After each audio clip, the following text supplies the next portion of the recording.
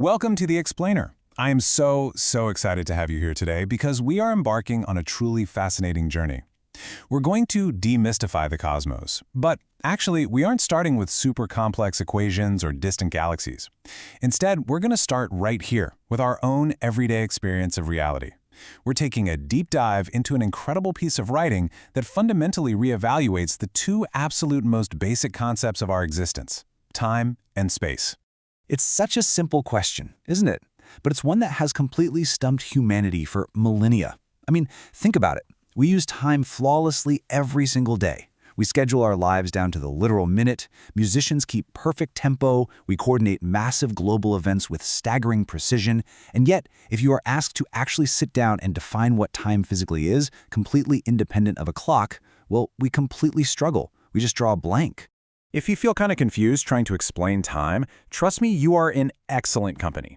As this famous quote from the philosopher Augustine of Hippo perfectly captures, time is something we all know intuitively, right up until we actually have to articulate it.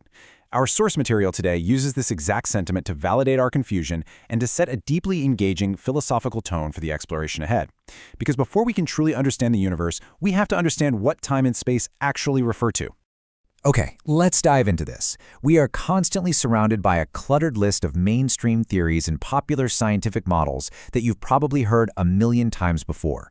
The idea that time is an illusion, that it's just a human construct, that it goes forward, slows down, acts as a fourth physical dimension, or that it had a definitive beginning with the Big Bang. The author's alternative framework specifically challenges these ideas, arguing that a lot of these theories actually confuse physical behavior with the abstract nature of time itself. Section 1. Time as ongoing existence, stripping away the physical. To truly wrap our heads around this core thesis, let's do a massive mental reset. Imagine taking the entire universe and mentally stripping away every single physical object. Just poof, gone. Take away the stars, the planets, the dust, the light, the energy, all the atoms. What happens to time when there is absolutely nothing left to measure it? Well, according to our source, time would still exist. Because time isn't a flowing substance, it's not a mystical force or a physical dimension. Time is simply the unavoidable condition that reality continues to exist. It's the continual ordering of events. Even if the universe were a complete, totally empty void, that void would continue to exist, moment by moment. Time doesn't depend on physical clocks. Clocks just measure the intervals of an already ongoing reality. Let's see how this builds our understanding of existence. Consider the flow of events. We have the past, the present, and the future. But the crucial shift in perspective here, and this is big, is that the present isn't some thin little location on a timeline that we're moving through. The present is simply the only state where reality is always occurring. Think about it. Everything that happened in the past happened as the present. Everything in the future will happen as the present. Now, what's really fascinating here is how this grounds the entire argument. The absolutely crucial takeaway from this framework is time's independence from physical motion.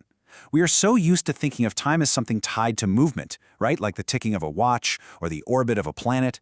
But even in a completely empty void with zero physical motion whatsoever, the ordering of existence marches on. Reality basically just refuses to not exist. Section 2. Space as the empty void, the arena of existence.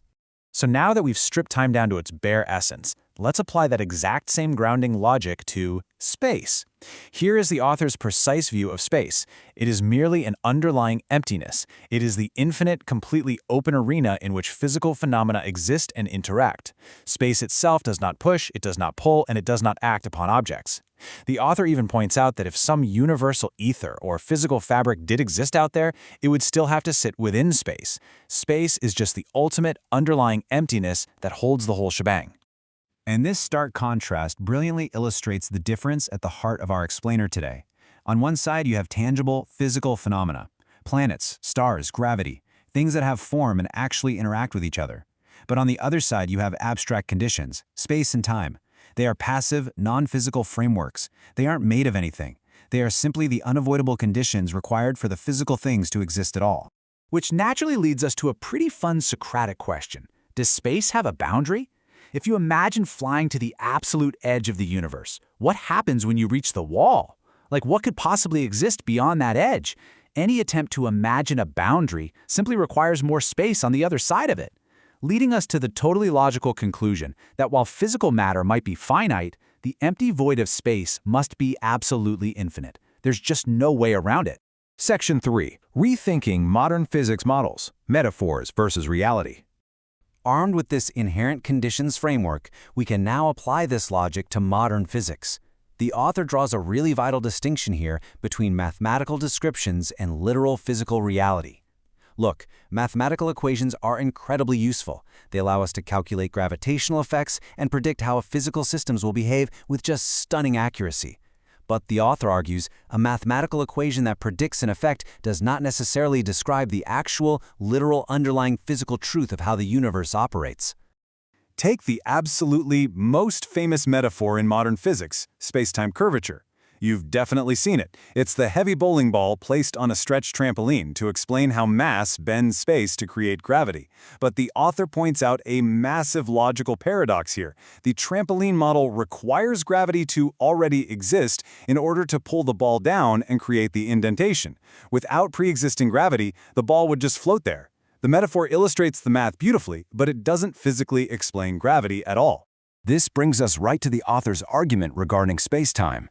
The concept of dimensions, like height, depth, and width, only applies to physical objects. Space is an empty void, and time is the abstract, ongoing order of events.